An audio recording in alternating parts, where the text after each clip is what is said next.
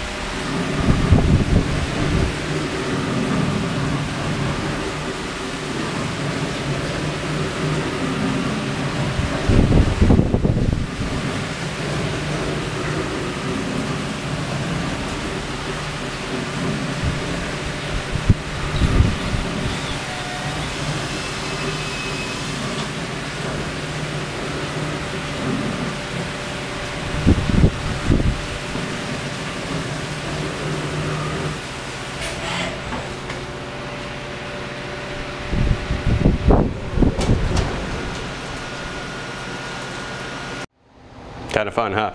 So what's nice about it is I was able to finish up the batch parts that I had, even though I was still kind of fumbling my way through it. I think there's no better way to learn something than to have to actually get some work done. Otherwise, it's all theoretical. You're kind of guessing or whatever. I had stuff to do. There was money on the table. Had to learn it, had to get it done. So it was a good way to get in there. I'm going to do another video on the machine itself and how I did some of the setup, because I know I'm not doing it right. It worked, but there's got to be a better way to do it. So I'm going to do a dedicated video for that when I get back from IMTS, because that's going to take a little bit of time. I need to walk through the process of how I set up the tools, how I did my work offsets, and then solicit some feedback about what the better way is to do that. So yeah, expect to see something new on that as well. While I was doing this stuff, I also had some work to do on the Tormach lathe. it was really good work. It's repeat work that I've done before, but what was nice was I actually had a friend over. I had Dustin Holloman over to do some work. Actually, it's over here. So we did a couple of things. We made some spacers, right? And these spacers do not appear to be anything special, right? Frankly, they're not. 6061, right? Poke a hole through it, give it a decent, give it to the right diameter, and then part it off, right?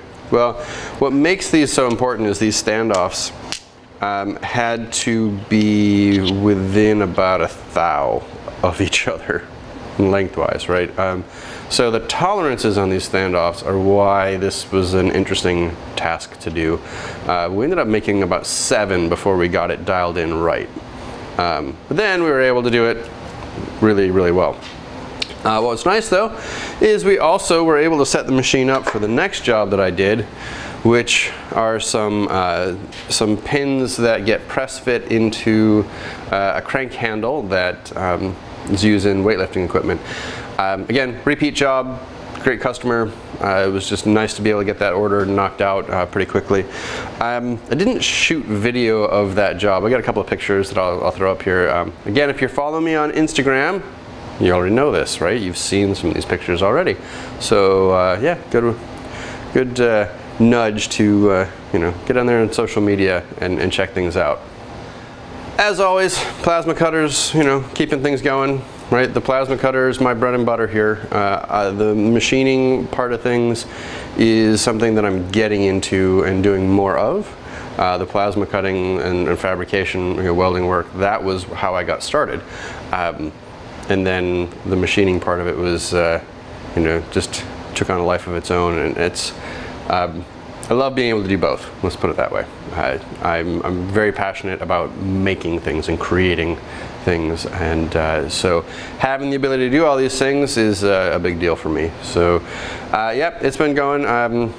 Hopefully there's been some pictures playing some jobs that I've done since my last update, but I just want to give everybody that heads up. I'm at a tilting point though, a tipping point. I have to decide if I want to upgrade not the machine, but the cutter, right? So I have an older Hypertherm PowerMax 45, right? PM 45.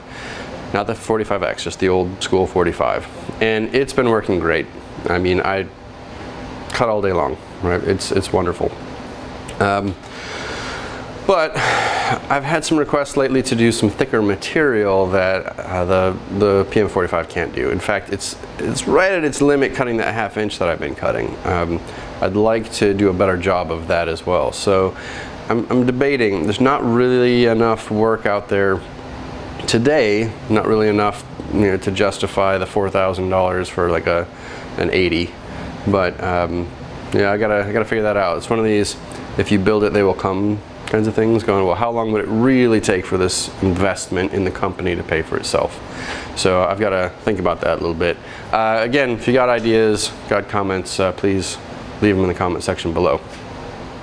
So the latest work I've been doing is getting all of the air lines ready to go. So I think you guys know, if you didn't know, on the other side of the building here, on the barn side, I've got the air compressor. So the Quincy's over there. I did some work over there. We'll go over there in a minute, but we're kind of working our way that way. I used to keep this over by the Quincy, but I realized that it wasn't in the most effective spot. I really needed it to be the last link before air was going out. So moved things around. I put a nice beefy regulator on here. So I've got everything over on this side now.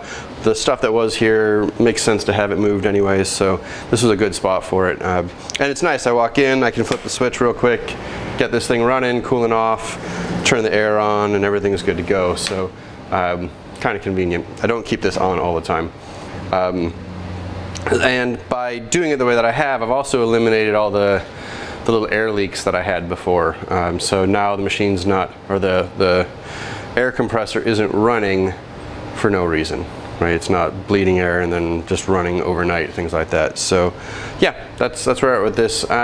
let's go into the barn. We'll take a quick look in here. This place is still an absolute wreck, but we'll take a look anyways. All right, so we're on the other side of the barn. This is actually where I do woodworking and 3D printing and where I teach, right? So for those of you who didn't know, I host a Titans of CNC small group, one of the Academy small groups. So we're group number 83.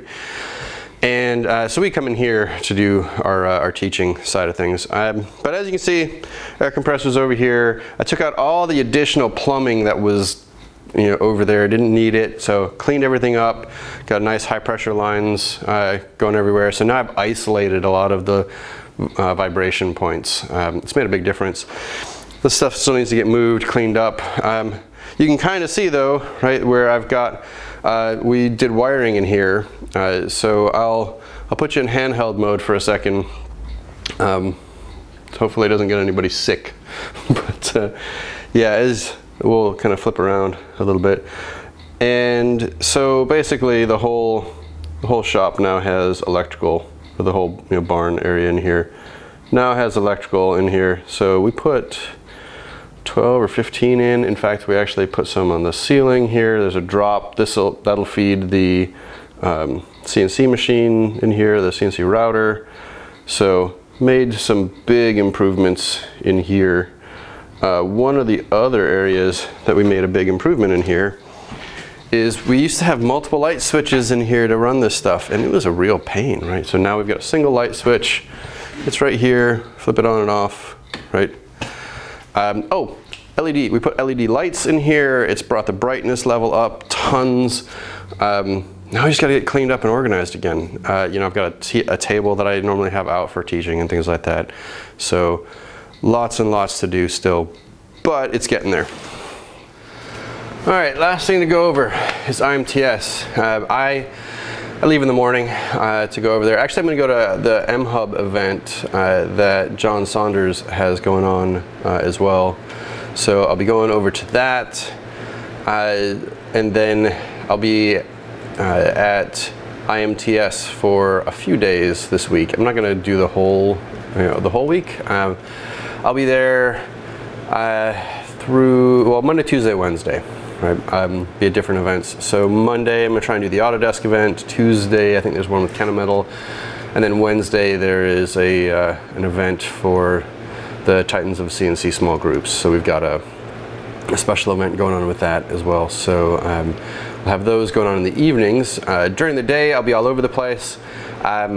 Hit me up, send me a note. You can get me, you can send me an email. It's tom@inspirationmetalworks.com. You can hit me up on social media. However, if you're going to be there, let me know. Some of the areas that I do intend to check out, just so you know, I will be going to the Yamazen booth. I want to meet with them. They are the sporters of the Brother line around here, and they have already given me a ton of help. So I wanted to swing by there. I will be swinging by the Herco booth. There's also, I expect to go by Haas, and also, who else was I going to go see? That's for the big machines. There's, I need to work on finishing. So I'm going to be looking at stuff for finishing operations, specifically vibratory tumblers or rotary tumblers, deburring kinds of operations. Tooling is always a big thing for me. Iscar, Kennametal. I'm going to swing by Shars has got a setup. I'll be going by there to check them out. I will be going by and seeing Carve Smart has some stuff I'm interested in. I'll be going to see them. So tons and tons of stuff. But yeah, so again, if you get a chance, if you see me, say hi. I'll have some stickers with me, so by all means, ask for a sticker if you see me. Yeah, I hope everybody is doing well. I'm gonna wrap this one up. It's been crazy. I'll be honest, shooting video right now has been it's been kind of painful for me. Not that I don't want to, it's more that I've been so busy lately that I feel like I haven't done as good a job of shooting video as I typically would have. Everybody's got these like cameramen, you know, everybody's hired camera people and editors and all this stuff, and mostly it's just me, so I don't get a chance to do as much as I'd like. But I'm getting back into the swing of things. Next up is getting those airlines in place, and then the shop's basically done from an infrastructure perspective. It's just a matter of getting organized and getting running again. So I expect once I get back from IMTS, we're going to be definitely hitting the ground running. So hopefully you'll see a whole lot more after that. With that, I'm going to wrap it up. Thank you guys for watching. Thanks for subscribing. For my Patreon folks, I really appreciate those of you who support me on Patreon. With that, I'll catch you later. See you soon.